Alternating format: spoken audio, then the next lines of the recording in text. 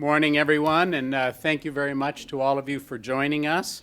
We would like to begin by extending a very warm welcome to Premier Kinew from Manitoba. It's a pleasure to have you here in Ontario. As you will soon hear, today marks yet another very important partnership on the path to resilience as Ontario and Manitoba unite under a common cause. As Canada's sovereignty continues to be challenged, our government remains unwavering in our commitment to protect the people of our province.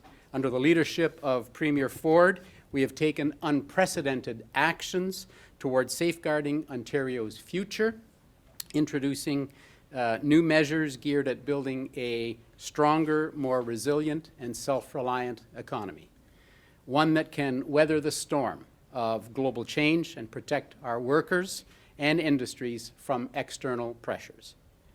To build a stronger Ontario, we must also look to build a stronger Canada, a Canada where we recognize each other's mutual strengths.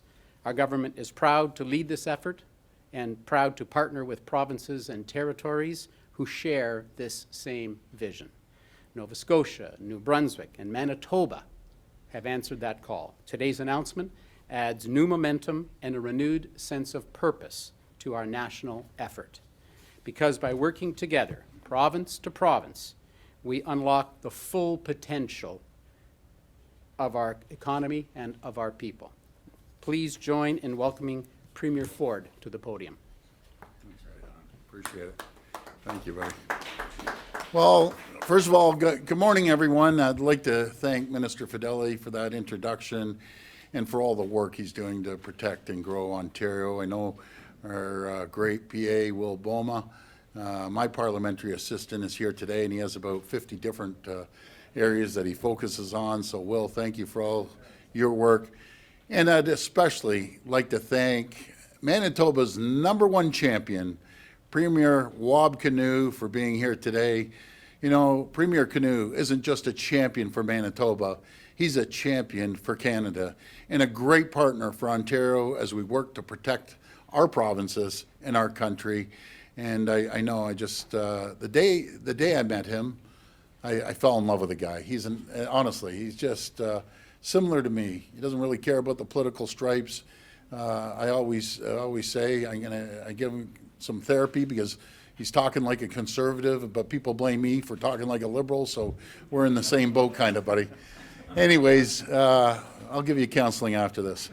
As you all know, the last month of our government introduced the Protect Ontario Through Free Trade Within Canada Act.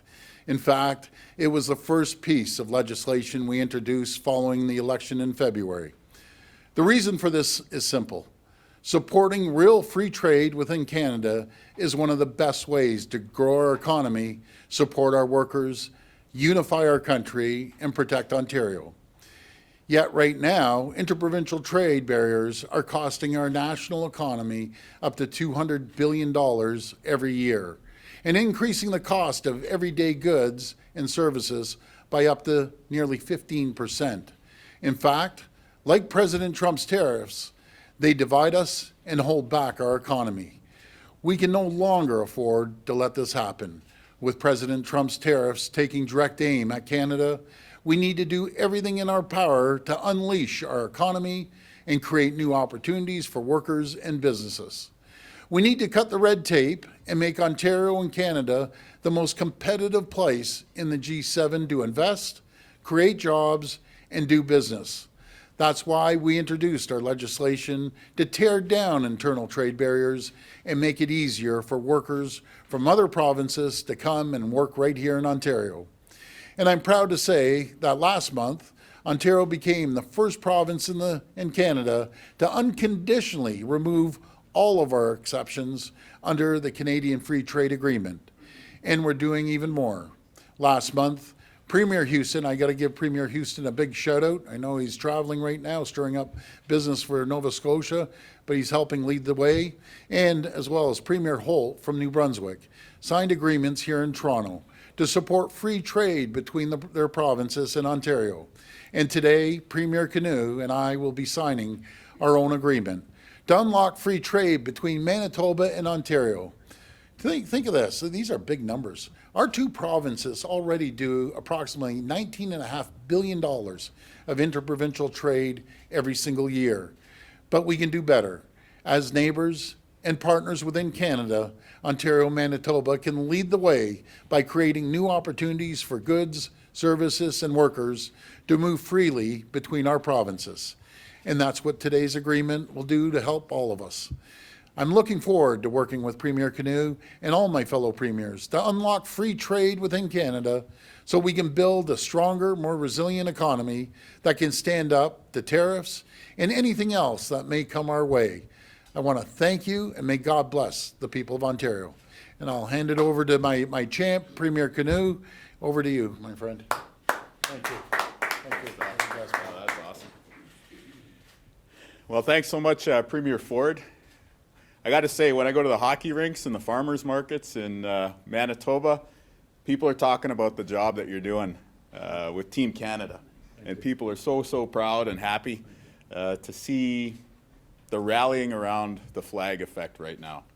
And so I'm very glad to be here to represent the people of Manitoba and to put pen to paper on the next stage of working together to build up our great country. We're knocking down trade barriers and we're building up Team Canada. Ontario, Manitoba, and everybody coming to the table. It's a great thing to see. We know that our country has been threatened, and it's been inspiring to see Canadians respond to these risks presented to our economy by saying, you know what, we want to take advantage of this opportunity and build Canada up to be even stronger, to have even more jobs, to have even more money being put into the wallets and the bank accounts of people right across this great land. And so I think we got a real window right now to do the big nation-building projects that have just been ideas for the past number of years. Now we can get shovels in the ground. And when we talk about putting people to work, the people with the hard hats and steel toes, the engineers and professionals, being able to work right across Canada, that is the opportunity that we're talking about here today. Of course, Premier Ford was talking about the $20 billion that flows back and forth across Manitoba and Ontario's borders. But where we live, it's about culture, it's about people, it's about a shared Canadian identity. Winnipeggers who vacation in Lake of the Woods, Ontario. I myself was born in Kenora before, of course, growing up in Manitoba.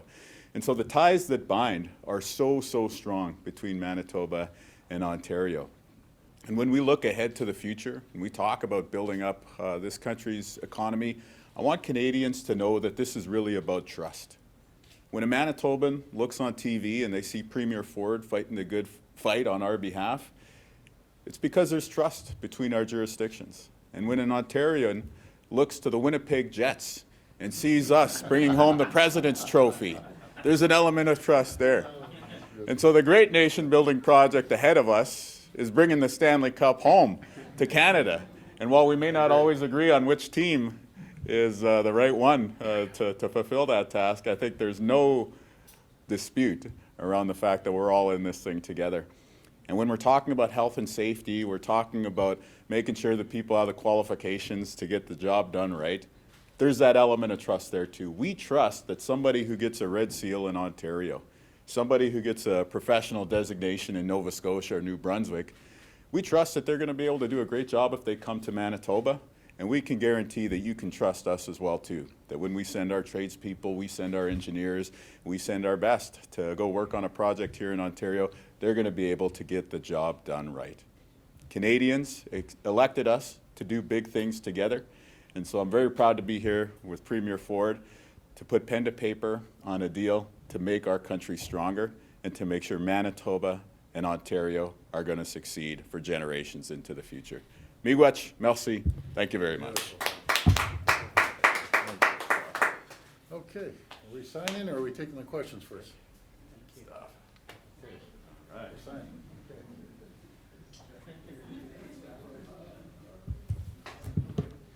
You use a Sharpie? Yeah, Sharpie. Yeah, I hear you like the Sharpie. Oh, yeah. Sharpie.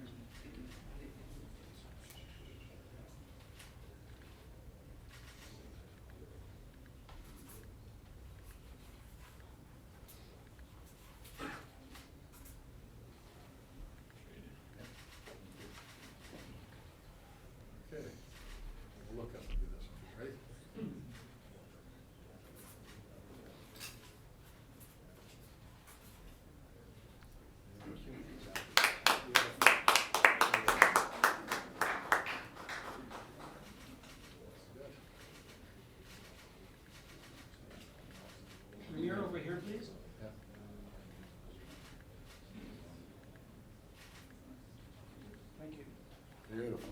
Excellent. Thank you, my friend. Appreciate it. That's a big step.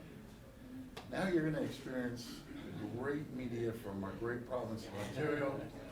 Fasten your seatbelt. Let's rock and roll, guys. All right, we'll now take questions from the media. Media present can line up behind me and ask their questions through the microphone.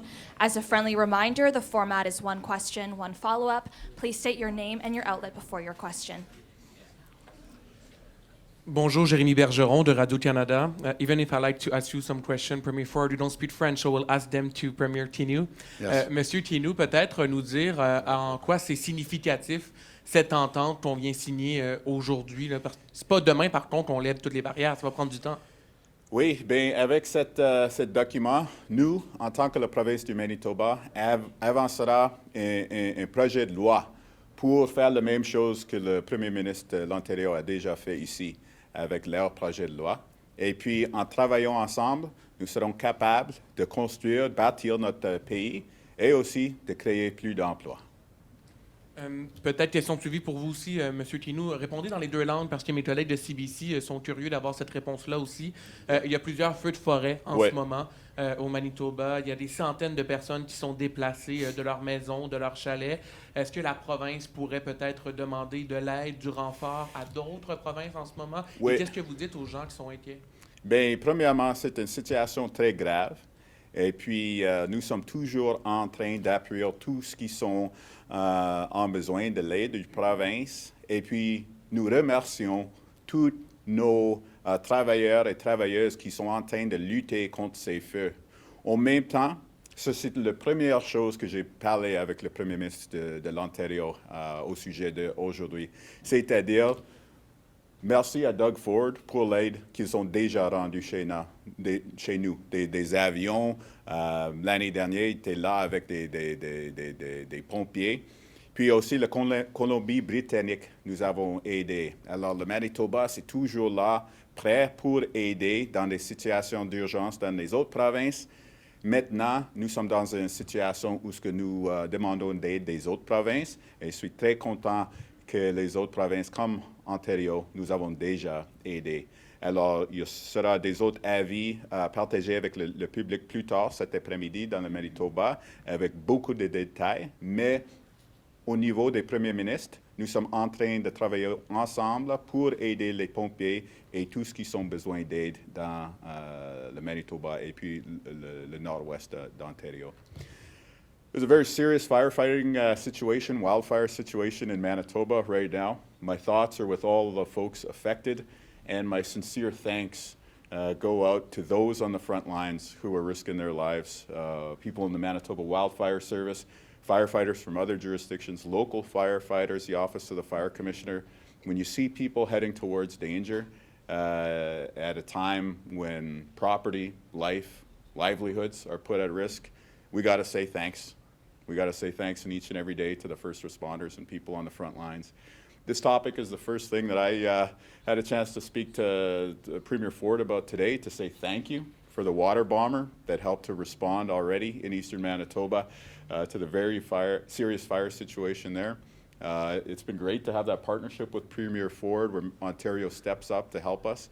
Manitoba is always willing to help other provinces in their times of need, so it's great that we can turn to a partner like Ontario and also British Columbia, who's provided firefighters. So we're going to have a public notice later today with more detailed updates on the local situation, but I just want to provide that message of assurance to Manitobans that we're working at the level of premiers to ensure that those resources, much like the trade that we want to see happen across borders, it's also the emergency services and the firefighting supports that go across to have a pan-Canadian approach to help people during their time of need. That's great. Well, we'll always be there for Manitobans and any other province. We'll send resources, whatever you need, Premier Kinew, we'll be there for you. Thank you. I'd learn French. Matter of fact, you can teach me French one day, but they'll accuse me of not wanting my job and going for another job if I learn French. But that's my goal. I'm going to learn French. That's not my goal to go to the other thing, to learn French. Just to clarify that. Because you guys would never twist my words, would you, Colin? Now, don't worry, I'm going to fix your little red wagon tonight when we get together. It's going to be fun. People are wondering at home, what are we talking about? Yeah. Bonjour, Sandra Padovani pour TFO. I have a question for Premier Kinew in French. Yes, Sorry. absolutely. There you go, buddy. That one up, Oh, eh? I know. That's good. Bonjour, Monsieur le Premier ministre. Donc, j'ai une question pour vous. Où en êtes-vous dans votre démarche de faire du Manitoba, et je vous cite, une province véritablement bilingue? Oui. Alors, pour nous, en tant que province bilingue, il y a beaucoup de francophones chez nous. La francophonie est très forte. Le Manitoba a rejoint le reste du Canada en tant que province à cause des Métis, à cause des Métis qui parlaient la langue française. Alors pour nous, c'est toujours un but d'être une province véritablement bilingue. Alors j'espère d'une des choses, un des projets qu'on pourrait travailler ensemble avec Nouveau-Brunswick, avec l'Ontario, avec le Québec, est de leur demander pour d'aide pour avancer notre statut d'être une province qui participe dans l'organisme international de la francophonie et puis aussi d'apprendre ce qu'ils ont fait avec le système d'éducation, la livraison des services dans la langue française, dans le système de santé, pour avancer ce projet. So yeah, one of the great things that, just to build off what Premier Ford was saying, one of the great things I hope we can work on together is to learn from other provinces like Ontario and New Brunswick about French language services so that Manitoba can continue moving forward to be a truly bilingual province. Merci beaucoup. Ouais. Et où est-ce que vous en êtes de votre candidature d'adhésion à l'OIF? De l'OIF? Oui. International de la francophonie. Oui, la prochaine étape sera d'avoir de l'appui des autres provinces et puis les autres juridictions, comme le Québec, l'Ontario, Nouveau-Brunswick, pour rejoindre l'OIF dans une capacité plus formelle. Merci beaucoup. Oui, merci à toi. Premier Ford, I'll give you this one in English. Okay.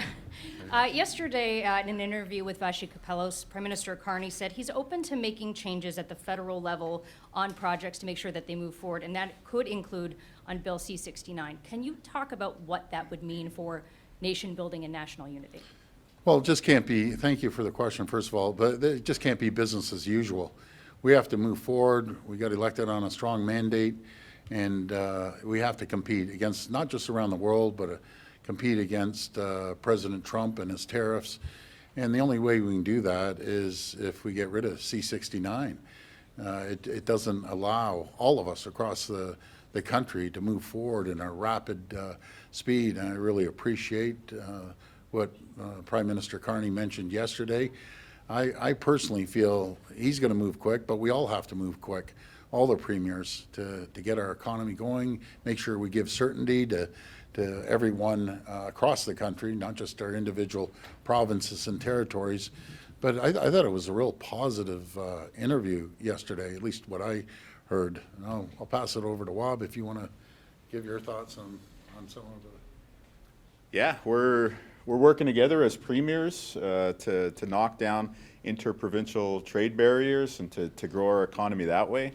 And I know we all have those big nation-building projects in mind that we want to see get done. We all want a clean, safe, healthy environment for the future generations of Canada. We all love that as Canadians. I just think it's important for the Prime Minister to respond to the current moment and ensure that these big job-creating economic projects can move forward in a good way. Thanks. And I'm looking just maybe for your general impressions of the new cabinet that Mr. Carney unveiled yesterday, including Tim Hodgson in Energy and Natural Resources. Yeah, no, Tim's a super bright individual. He's going to work well with our minister, Minister Stephen Lecce. They're both go-getters, and they want to get big projects done, and couldn't ask for two better people to work on those projects. And, you know, I don't know everyone in his cabinet. I look forward to meeting some of them. I know my MPP, he got elected, and he's Secretary of State now. Boy, or something, Secretary of State. It's amazing. You go down and meet Trump one time, and we're having Secretaries of States now. But we look forward to working with the government. And again, I've always taken this mode. I don't care what political stripe they come from. We're working with them. We're going to work collaboratively, just like all the premiers work collaboratively together from all different political stripes. Premier Ford, Mark McAllister from City News. Hi, Mark. This is only the third MOU that you have signed with other provinces at this point, and the goal, obviously, is to have them signed across the board. Yes. Are you not disappointed that you've only reached this point? Well, considering, not at all, considering the federal government kind of falls under their jurisdiction as well as ours, and they want to do it by July the 1st, I think we're going to have quite a few signed. We're looking forward to signing with PEI, looking forward to signing with Saskatchewan and Alberta, and we're working. I talked to Francois Legault just through text messaging. So I think we're all going to come on board, and I think we're moving fairly quick, actually. So before July the 1st, hopefully, we can get all the territories and provinces on board. And it'd be a shame if they weren't, because, you know, they're going to miss the train, and it's not going to benefit their communities. So I'd highly recommend everyone hop on board. It's really going to benefit every jurisdiction from coast to coast to coast in our country. Tomorrow is obviously a big day for your government with the Yes. release of the budgets. Just looking to see if there's any more nuggets you can provide us with, perhaps some actual tax cuts for people in relief as a result of these tariffs. Yeah, my finance minister would absolutely shoot me if I divulged anything, so it's going to be a good budget. It's going to be about building our province, creating more jobs, more opportunities, making ourselves more competitive, putting money back into people's pockets, supporting businesses through some of these tough times with these tariffs. I'm also confident, and I'm not speaking for anyone, just myself, I'm very confident as you see President Trump start rolling out all these deals and agreements, and his comments this morning. It seems like he's being friendly to everyone now. So hopefully we're gonna. I know I kind of laugh there too, but I feel we're gonna get a deal hopefully in the next month. And I don't know, but I'm pretty confident. You can't just ignore your largest customer, largest trading partner. But I'm confident they're gonna work something out. Hi, Najud Amelise from the Globe and Mail. The MOU signed today is quite specific about reaching a direct-to-consumer sales deal by the end of June. That it's not as specific in the MOUs with New Brunswick and Nova Scotia. I'm wondering if you expect the path forward on alcohol sales between provinces to be through bilateral deals, or whether there's hope for there to be some sort of national framework so that alcohol sales are liberalized across the country. Well, right now it'll be bilateral, but wouldn't it be great if we could go right across the country? You know, it's a shame that, I don't know, people in BC can't ship a bottle of wine, or we can't ship it over to them. And there's people that like our wine. I know Quebecers love Ontario Niagara wines. So we need to do it right across the country, in my opinion. But right now, it looks like it's going to be bilateral. And as a follow-up, on June 2nd, premiers will be meeting with the Prime Minister in Saskatoon. Yes. What are you both hoping to see from the Prime Minister and, I guess, your colleagues in terms of specifically this issue of interprovincial trade? Well, before I pass it over to Premier Kinew, our goal is to talk about the large national infrastructure projects that the Prime Minister has asked us for a list. All of us have submitted the list. Also looking forward to making sure that the federal government leads the way when it comes to interprovincial trade. We aren't waiting. We're going to continue signing deals. I'm confident we'll have a deal with Saskatchewan when we're out there, and hopefully Premier Smith will sign on. We'll get as many people to sign on as possible, because this is just going to benefit our country as a whole, and making ourselves stronger economically. That's our goal, is to create an opportunity. You know, I always say, any crisis, there's an opportunity, and this is a massive opportunity for the entire country to build large national infrastructure projects. Pass it over to you. Yeah, we're here to show that we're serious. When it comes to interprovincial trade, we're willing to knock down these barriers. Manitoba, at the start of this process, was already one of the leaders with the fewest barriers, and so we're willing to continue that good work, and want to put out that warm and hearty handshake to all the other premiers to join us and do this work together. And we're serious when it comes to the big national unity, nation building projects as well too. We brought back 500 megs of power that we are exporting to the US during this moment, to be able to redevote that towards maybe a transmission line to Nunavut, maybe to electrify a trade corridor to Saskatchewan, Alberta, to talk to Ontario about how do we do this work together. There's a lot of talk around the country in terms of what does the recent election mean. I think if we sit around and talk politics, there's always going to be disagreement. But if we get to work and do the actual job of putting shovels into ground and building some of these trade corridors, putting people to work, that's how we bring every region of the country together. And so at that meeting in June, I'm hoping that we'll leave the politics aside and we'll get down towards rolling up our sleeves and putting Canadians to work. Hi, Premier. I gotta give Premier Kinew, you know, the odd time. We, like 99.9% of the time, all the premiers, you know, get along. We may have a disagreement once in a while, but, you know, Premier Kinew shows strong leadership amongst the premiers. He jumps in the middle and everyone get along, you know, go to your neutral corner and let's get moving. So, no, he's a peacemaker, this guy. I love him. He is. He's just an amazing person. Hi, Alison Jones with the Hi, Canadian Alison. Press. I'm going to try a general budget question Okay. for you. Obviously, you would have started the budget process months ago before Yes. these tariffs came into place. How much have the tariffs changed the budget situation for you? How much of an impact are we going to see versus, you know, the budget that we maybe would have seen a few months ago? Yeah, well, we have to look at it through a different lens now, since these tariffs have been put on us. And, you know, what I can say is you have two options in a budget.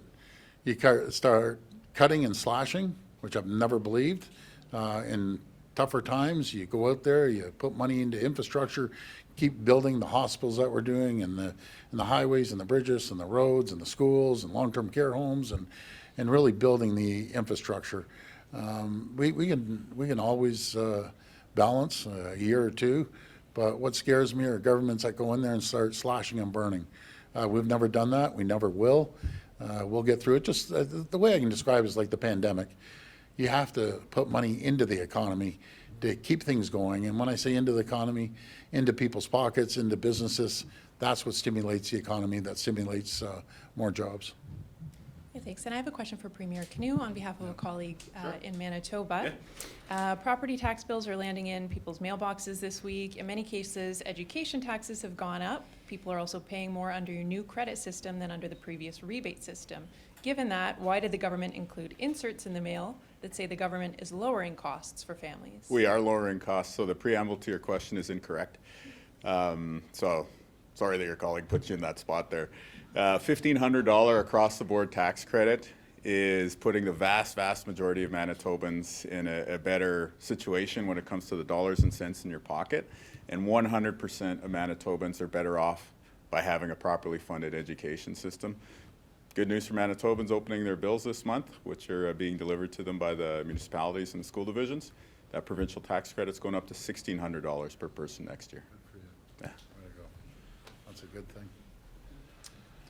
Hey, Premier, Rob Ferguson, Toronto Rob. Star. This may be more for Vic, but you're welcome to field it if you want. Vic looks a little left out like that.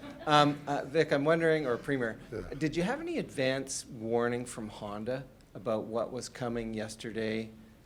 Even if they hadn't said anything, did either of you get any vibes that maybe things were not going to go well? Well, when it came to the tariffs, we're always a little nervous, but Honda, and I'll pass it over to Vic in a second here, Honda has assured us that they're going to continue building vehicles here in Ontario. They're going to continue expanding. But I just have to make something clear. Until any of the deals we made with the EV sector, there's not a penny that has flowed yet to Honda. So we haven't spent any money until they start producing products, and that goes for no matter if it's Honda or Volkswagen or Stellantis and Ford and so on and so forth. So we're going to make sure we create that environment to encourage their corporate office to say, we build the best vehicles, which we do. We build the best vehicles, the highest quality, at the lowest cost. And I give all the credit to our hardworking auto workers there, but I'll pass it over to you, Vic. Thank you, Premier, and thank you, Rob. A couple of the facts, adding on to the Premier's comments. 4,200 men and women show up in Alliston every day to build the CRV and the Civic. The Civic is Canada's #1 selling automobile. These 4,200 jobs are solid. They're not being affected by the pause that Honda is taking. We have landed $46 billion worth of auto and EV, saving the 100,000 auto workers that were in Ontario when we got elected, saving their jobs by expanding into EV, the only sector that those multinationals were moving and expanding into. So we are confident that Honda will, absolutely confident, and have been told by the chairman of Honda that this project will continue. It needs a pause right now as EV sales are not as robust. They're still increasing every year, but they're not as robust as they'd like to see. Certainly the uncertainty created in the U.S. has caused a lot of problems, but you know, I was overseas this week, and at all of the meetings that we held, including breakfast in Germany yesterday, was Ontario is this beacon of hope. That Ontario, of all the places in the world, as all these companies are pausing around the world, there's a lot of capital being built up, that capital needs somewhere to go, and our work is to convince that capital to come here to Ontario, and they all recognize this, and they tell us this. We're this beacon of hope that is stable, reliable, dependable, almost boring in a good way, that you can count on Ontario as being that rock-solid partner for you. And so that, you know, again, as the Premier said, no dollars have been forwarded. We pay, and we make our investments based on buildings that are built and people that are hired. When you were in Germany, were you discussing Volkswagen and their plant, their battery plant south of London, and what's the latest on that? Because I don't think they're actually building yet, are they? Aren't they just still doing site prep? So the last trip to Germany a few weeks ago was specifically to meet with Volkswagen, where they have assured us of the production proceeding in St. Thomas. We met with the brand new CFO and CEO. Both have now been located into the St. Thomas facility. It's underway. There's a tremendous amount. You can imagine the size of this facility being so large. There's a tremendous amount of infrastructure that's being built, a lot of sewer, a lot of water, a lot of land clearing. So there's still a tremendous amount of investment being made there to get it ready for them to build their facility as they have promised. Thank you. Yeah, I got to give a shout out to Vic. I don't think people realize or appreciate what role Vic plays. Like, it's exhausting. I spent 20 years of my life on a plane every day. It's exhausting. But I was just traveling within the U.S. Vic is representing our province, and to a certain degree, what's good for Ontario is good for the country, so certain parts of the country as well. But he's on this plane, going to Germany, and then hopping on another plane, heading out to Asia. Like, I don't know, boy, he's just amazing. So thank you, Vic, for everything that you do. And I just an ask to all the premiers, similar to when I go out there and I'm promoting pipelines, and I know Premier Kinew is as well, saying, hey, let's get pipelines, let's get them all over the market. I always say, as long as the steel obviously comes from Manitoba, they have a steel plant, we have steel plants, so let's use the steel from both jurisdictions. But my ask is, buy Canadian, basically buy Ontario vehicles when possible, as I've asked all our municipalities do the same thing. I know sometimes it's impossible to buy a certain vehicle that we don't make, I get it. But there's a lot of vehicles we make here that you can buy for the province, municipalities, and the federal government. Morning, Premier. Richard Southern of 680 News Radio. Richard. There's been a push on by the opposition here, but one that's also backed by groups like the Canadian Cancer Society, and that's to do what Premier Houston recently did in his province and eliminate hospital parking fees for those, going for treatment or for frontline healthcare workers. I know you're all about affordability measures. I'm wondering, would you consider that one? Well, I've come up with this a few times, Richard, and I got to be honest, a little kickback from some of the hospitals. That's a big money generator, but it really bothers me that, nurses, and they're phenomenal. They have to go there and they have to pay for their parking. which is unfortunate. But I'll never give up on that aspect. And you know, Halifax is a little over 1 million people versus 16 million. There's a big difference. But I asked the hospitals. I did. They gave me a little kickback. Not you know, the docs, they get obviously a lot more than nurses. But it's the frontline healthcare workers, PSWs, nurses, healthcare workers that, yeah, I feel sorry for. So we got to keep working on that, come up with a different plan. But I've been all over this for months, actually.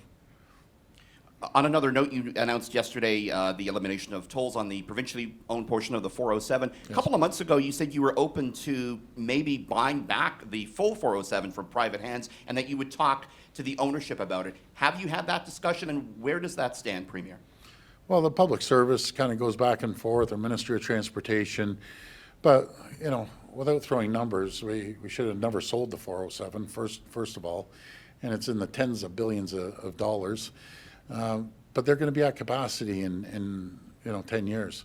And I'd never rule out acquiring it. But we also have to build capacity, and that's why we're doing that feasibility study to build that tunnel. And we will build it. You know, I remember, I don't know, 6 years ago, when we came out with the transit plan. And if I could roll back the time and say, you know, 6 years ago, we're going to do the largest transit expansion in North America. We're going to build 5 lines, and we're going to build the Hazel-McCallion line and other lines. We're going to spend over $70 billion. You know, the opposition would say, oh, that's back of a napkin. Well, so much for back of a napkin. We're actually doing it, getting it done. And I believe you have to be a visionary. You can't think about 5 or 10 years. You have to think about 50 years down the road. And we're going to get this tunnel built one way or another, because that creates jobs, thousands and thousands of jobs. And as the Toronto Board of Trade came out, it's costing us tens of billions of dollars, the traffic. And I see it. I always tell the story. I drive by it at midnight, and 401's jammed, absolutely jammed. And I'm thinking, where's everyone going at midnight? So we're going to get this tunnel built one way or another. Hi, Premier. It's Jessica from the Trillium. I'd like to ask you for some more clarity for your plans for special economic zones. The legislation as it's written would give your cabinet pretty broad powers. Do you have any plans to amend the law to put any restrictions on how those powers can be used by yours or a future government, such as potentially not using that power to waive any labor law requirements, for instance? Yeah, great question. Before I hand it over to my champion, economic development, we want to get our province moving. It can't be business as usual and do the same thing and expect a different result. We have to change things, but in changing things, you can't change it without working collaboratively with all sorts of sectors and groups and people. And we want everyone to come on board and move forward with it, because if we just stand still, we're dead in the water. We want to move forward and get things moving. So I'll pass it over to Vic. Well, first of all, Jessica, I thought it was irresponsible of the opposition to go down a path of that. I think it's a lot of fear-mongering. Think about this. We're in a war right now. We've said this many times at this podium. We are in an economic war with the U.S. As you heard me earlier, we've attracted $46 billion worth of EV plants. President Trump wants every one of those plants in the States. He wants all of our jobs to move to the States. We are in a war right now. When we travel around and visit all of these potential customers, and we have a lot of prospects that we're working with, they continue to tell us, we need this reliability, we need this assuredness that it's going to happen here in Ontario, that what we promise can actually happen. And that's why these special economic zones, especially with the Ring of Fire as our first one, will help pave the way for these projects to go ahead. It will help reduce red tape. It will help speed up the projects. We just simply cannot have projects that take 10 or 15 years to come to fruition, and that's why our special economic zones will be put in place to assist that. So the opposition parties have also been sort of banging the drum on this idea that the special economic zones are going to set your government up for the next Greenbelt scandal. They're sure that your government will use these powers to give favors to friends and political donors. What is your response to those comments? Yeah, they'd prefer that none of our economic development continue. Look, this is all about paving the way for these companies to come to Ontario. We've landed about $70 billion in business since Premier Ford and our government was elected. It's because that we have things like 70,000 STEM grads every single year. We have clean, green energy. We have fully serviced land. We have all of the things that these companies are looking for. And we've got to get through the permitting and all of the things that are holding us back. That's what these special economic zones will do. I'm gonna jump in there real quick. So just to maybe offer a nationwide perspective, you know, our government in Manitoba, we're very proud of the fact we were able to bring a new mine to the shovels in the ground stage within 18 months of taking office. And the company is headquartered here in Toronto. So this is something that's going to benefit the whole country, really, when you think about it. This is a $1 billion project, Alamos Gold. And I was happy to be there for the ceremonial sod turning. And not only is that literally a gold mine, when we talk about, you know, it's going to be a gold mine, some economic opportunity, it brings the road construction, it brings the hydro hookups, it brings schooling and healthcare services back to a region that was maybe on the decline prior to this big investment. So there's a playbook, I think, that we understand in order to get things done. It involves working with Indigenous communities, working with the private sector. But I think the attitude of premiers and governments across the country today is deal making. We showed up to this mining company's office here in Toronto and we said, what have we got to do to get this thing done? And then we go back to Manitoba Hydro and say, we got to do these hookups a lot more quickly so that we can get the shovels in the ground. We say, okay, what have we got to do on the regulatory and on the environmental reviews so we can do mining in the right way, but get the shovels in the ground more quickly. So I think right now we have this window of opportunity.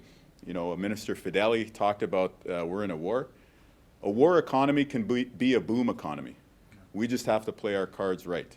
We want to come out on the right side of the relationship with the Trump administration and make sure that our closest neighbor is always going to be a good ally.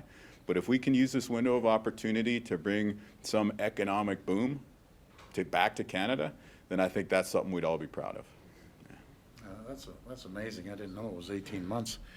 In Ontario, it seems like 15, well, it is 15 years. So we're going to get right into that realm of 18 months or sooner. And we'll sit down and learn how quickly Manitoba can get it done. And good for you, Premier Kinew. This will be the last question. Hey, Premier, just on the list of the nation-building projects you've given to the federal government, we know the Ring of Fire will most likely be greenlit, but for the rest of them, are you anticipating a negotiation, or is there no conversation from the federal government on the list of projects they'll approve? Well, thanks, Colin, for that question. I wouldn't call it negotiation. I'd call it conversation. And building a new nuclear facility would be one of them that we want to start moving on. Obviously, the tunnel and the Ring of Fire are the key areas that we want to focus on to bring prosperity to Ontario. But it'll be a good conversation. I look forward to sitting down with the Prime Minister and all the premiers on June the 2nd. It'll be a great meeting. But it seems like everyone across the country is like gung-ho.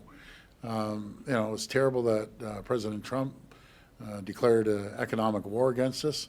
But I agree with Premier Kinew. There's massive opportunities, and everyone's in the same headspace right now. Move, quicker, faster. Let's get it done, because we're at war, economic war, mind you. So we'll get there, and we're going to move really, really quick. And just in another piece of public infrastructure, bike lanes, your favorite topic. I know you've already kind of decided on the 3 bike lanes in Toronto. Are there any other bike lanes in the city of Toronto that your government is considering removing?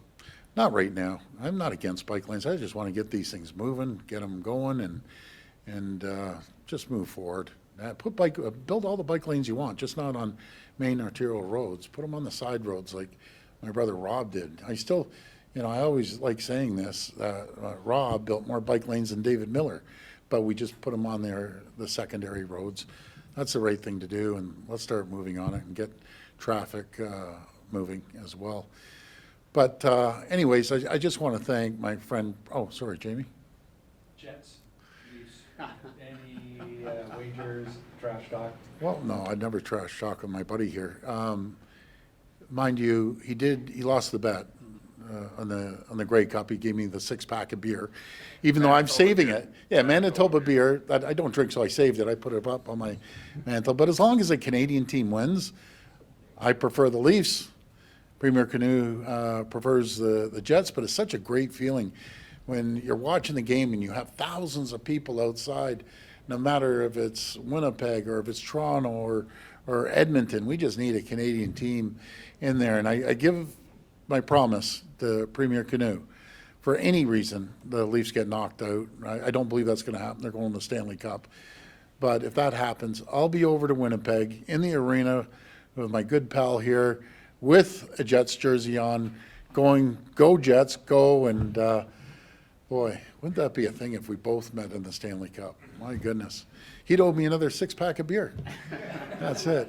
But anyways, in saying that, you want to say something? You're going to say something? No, I just want to say, hockey brings people together. Absolutely. Canadian teams going through the Stanley Cup playoffs. That's what it's all about. So on the political side, we'll build up the economy, and hopefully the players on the ice will bring the cup home this year. Absolutely. I'm very grateful for Premier Kinew and everyone coming today. I can't wait to see all my good friends tonight, and we're going to have a lot of fun. So God bless the people of Ontario. God bless the people of Manitoba and Canada. We're moving.